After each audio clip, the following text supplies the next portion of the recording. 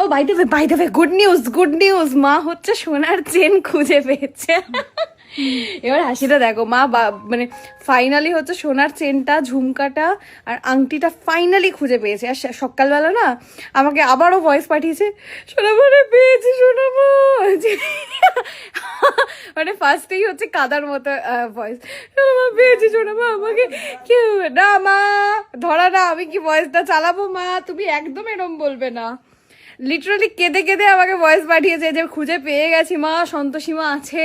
মানে আমি কি করেছি আজকে আমি বলবো। আমি ঘুম ভেঙেছে, আমি দুবার তিনবার উঠি বাথরুমে, রাত 2টার সময় একবার ঘুম ভেঙেছে, বাথরুমে গেলাম, গিয়ে ভাবলাম মা কি এখনো চেন খুঁজছে।